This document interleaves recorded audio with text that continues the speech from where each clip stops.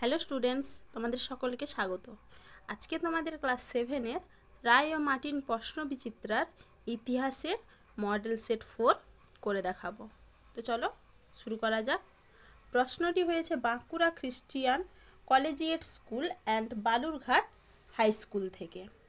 তো চলো একের দাগে কি বলেছে, সঠিক উত্তরটি বেছে নিয়ে লেখো।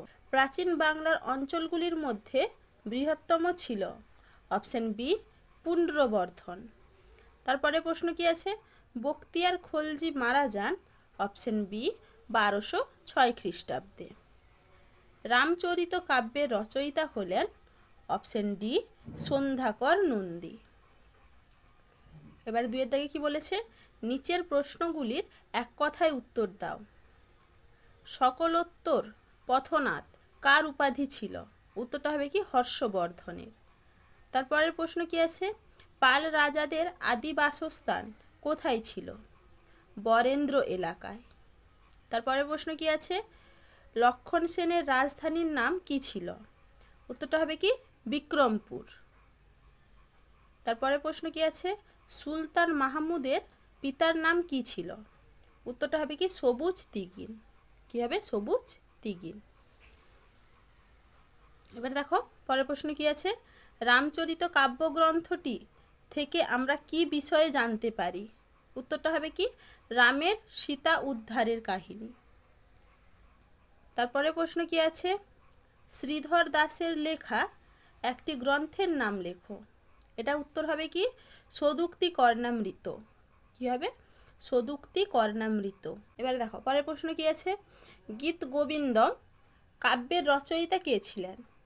উত্তরটা হবে কি জয়দেব। এবারে তিনের দাগে প্রশ্ন কি বলেছে, নিচের প্রশ্নগুলির 2-3টি বাক্যে উত্তর লেখো। প্রশ্ন কি আছে, গৌড়তন্ত্র বলতে কি বোঝো? এটা দেখবে তোমাদের রায়মার্টিন সহায়িকায় 29 পেজে 17 নম্বর প্রশ্নের উত্তর দেখবে, সেখানে পেয়ে যাবে। তারপরে প্রশ্ন কি আছে, হিজরত কি? এটা তোমাদের রায়মার্টিন সহায়িকায় 32 নম্বর পেজে 38 নম্বর প্রশ্নের উত্তর দেখবে, সেখানে তোমরা পেয়ে যাবে। পরের প্রশ্ন কি আছে, পঞ্চরত্ন কাদের বলা হয়? এটাও তোমাদের রায়মার্টিন সহায়িকায় 60 নম্বর পেজে 25 নম্বর প্রশ্নের উত্তর দেখবে, সেখানে পেয়ে যাবে। বজ্রযান বা তন্ত্রযান বৌদ্ধ মতের জন্ম হয় কিভাবে? এটা তোমাদের রায়মার্টিন সহায়িকায় 54 নম্বর পেজে আছে, দেখে নিবে তোমরা একটু। তাহলে দেখো এইখানে তোমাদের প্রশ্নগুলির আমি পেজ নাম্বার লিখে দিয়েছি, কত নম্বর পেজে কত নম্বর প্রশ্নের উত্তর সেটা লিখে দিয়েছি, তোমরা একটু দেখে নাও।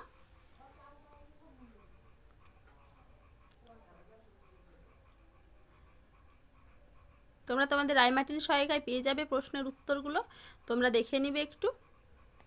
তো চলো আজকে এইটুকুই, দেখা হচ্ছে পরের ভিডিওতে।